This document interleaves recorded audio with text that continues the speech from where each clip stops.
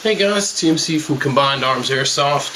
Today we're going to be doing the review on the G&G R8-L. Pretty great little gun. One of our guys picked it up at a raffle. We had it at op back in October, so figured we'd do a review on it. Give you guys some feedback and let you know what we think about it. The gun, one thing I do really like about this is it weighs probably around 5 pounds or so, which is a great weight for sighting in, carrying it around all day at a long game. It is all plastic, the upper and lower receiver. The rail system is plastic as well. It's all really strong plastic, so I mean, if you do drop it on accident or bang it into things, you shouldn't crack it up or break it. We'll still be careful with it. It's plastic, so I wouldn't try and run it over with your car or anything like that. The gun also comes with this red dot here. It's not the most high-end red dot, but it does serve its purpose for airsoft. I mean, it's probably a $20, $30 red dot. It's got really bad parallax, but it came with batteries. It's a red dot. You don't have to go out and buy a new one if you don't have one. So I mean, this is your first gun. It's not bad to pick this thing up. Make sure though when you do get it, you take and check your battery compartment in there. We got this one. It had a little bit of corrosion in there, so I had to clean it out to get it to work, because they left the batteries in when they shipped it. So you want to definitely take that out, make sure it's all good to go and those batteries aren't corroded and busted up in there. The gun's got a crane stock, which is nice, but what I really don't like about that crane stock is this is about as far back as you can pull it with a battery in there because of the wiring. You can push it all the way forward. It's a little stiff when you do that, catching on the wires a little bit.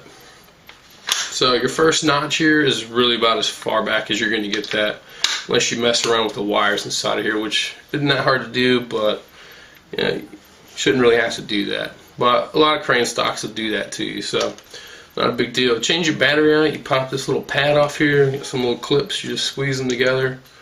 Kind of a pain to get off. Squeeze them in there.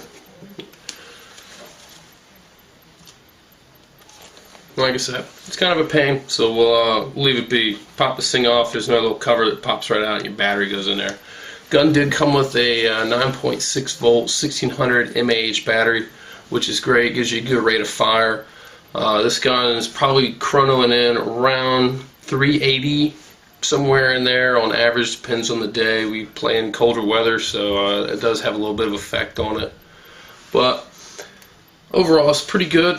The selector switch is only on your left hand side. It does come with the single point sling adapter on the left hand side of the gun only, which is fine with me, because I've gotten guns where all you get is the your sling adapter back here and the fore end for standard sling.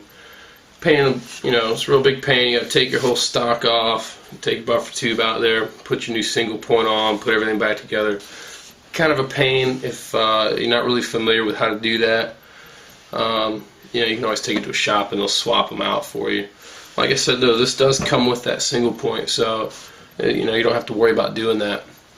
Your charging handle here does not fold down your dust cover. It's pretty much just there for looks, and it comes back with a spring. The dust cover is held up with a little magnet. You gotta get your fingernail in here. Get this thing down. Don't really have any nails to pull it down, but you fold that down, you can get right in there to your hop up. Adjust that as you need to, depending on how you're shooting for the day. The mag that it comes with is looks really nice. Got this nice little grip on there for your hands, so when you're shooting, you can play with it. But what I did find out was the mag doesn't sit all that well in the mag well. It's got a lot of play to it, which over time you can wear that down and it's going to give you some feeding issues, or it could potentially give you feeding issues. Not going to definitely say that it will, but as with wear and tear on anything, you're going to wear that down over a while, and you might run into a few feeding issues. We'll stick another mag in there. It's just a standard flash mag here. Goes in.